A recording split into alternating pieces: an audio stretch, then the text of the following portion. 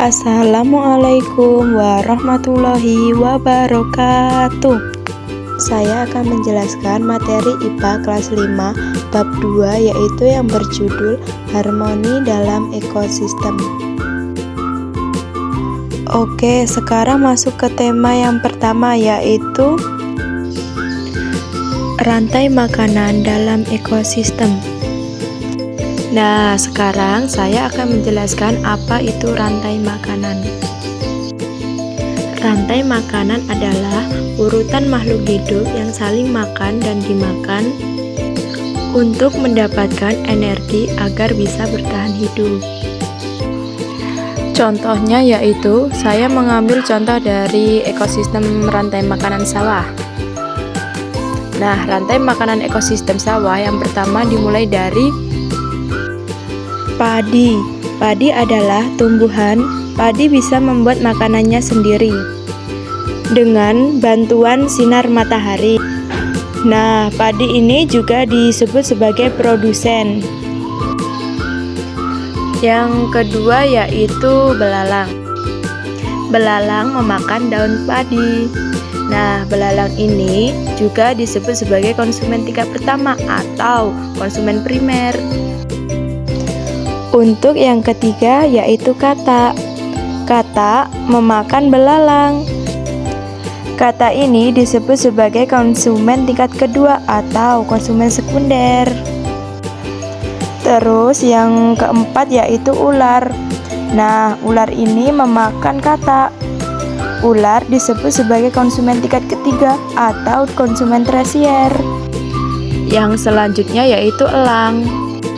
Elang memakan ular. Elang adalah pemangsa puncak atau konsumen final karena jarang dimakan hewan lain. Oke, kalau elang mati, tubuhnya akan diuraikan oleh jamur dan bakteri. Jamur mengubah sisa makhluk hidup menjadi zat hara tanah. Zat hara itu dipakai lagi oleh padi untuk tumbuh. Nah, itu tadi rantai makanan pada ekosistem sawah. Yang pertama dimulai dari padi, terus padi dimakan oleh belalang, belalang dimakan oleh katak, katak dimakan oleh ular, ular dimakan oleh elang, elangnya mati terus diuraikan menjadi bakteri atau jamur. Terus tema yang kedua yaitu hubungan antar makhluk hidup. Nah, yang dimaksud hubungan antar makhluk hidup adalah interaksi atau saling keterkaitan antara satu makhluk hidup dengan makhluk hidup lainnya di lingkungan tempat mereka hidup. Hubungan ini terjadi karena setiap makhluk hidup saling membutuhkan untuk bertahan hidup. Hubungan makhluk hidup yang hidup bersama dalam sebuah ekosistem dinamakan simbiosis. Simbiosis dibagi menjadi 3, yaitu yang pertama simbiosis mutualisme, yang kedua simbiosis komensalisme, dan yang terakhir yaitu simbiosis parasitisme. Sekarang saya akan membahas simbiosis yang pertama, simbiosis mutualisme, yaitu hubungan timbal balik antara dua makhluk hidup yang saling menguntungkan.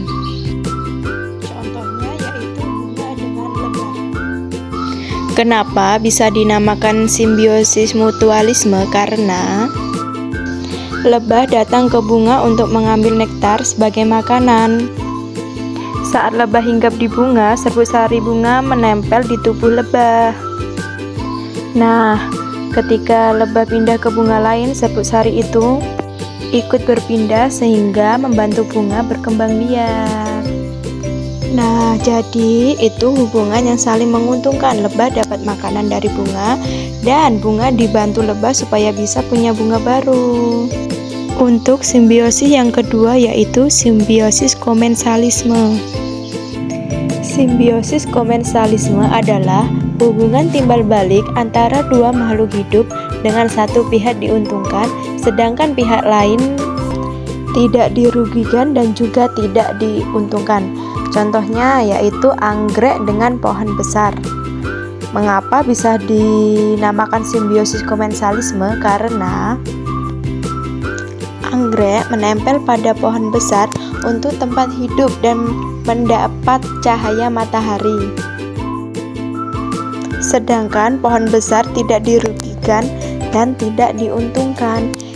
Jadi walaupun anggrek itu menempel pada pohon besar, pohon besarnya itu tetap tidak dirugikan maupun diuntungkan. Nah, itu adalah simbiosis komensalisme. Nah, untuk yang terakhir yaitu simbiosis parasitisme. Apa sih yang dimaksud dengan simbiosis parasitisme?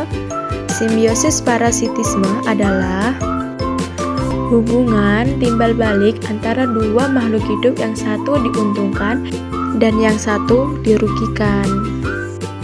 Contohnya yaitu nyamuk dengan manusia. Kenapa kok bisa dinamakan simbiosis parasitisme? Karena nyamuk diuntungkan dengan menghisap darah manusia sebagai makanannya. Nah, sedangkan manusia yang digigit nyamuk pasti akan merasakan sakit, bisa gatal, dan bahkan tertular penyakit. Nah, itu hanya saja menguntungkan pada nyamuknya, manusianya dirugikan. Untuk tema yang terakhir yaitu pengaruh kegiatan manusia terhadap keseimbangan ekosistem. Nah, penyebab ketergantungannya ekosistem dibagi menjadi dua, yaitu faktor manusia dan faktor alam.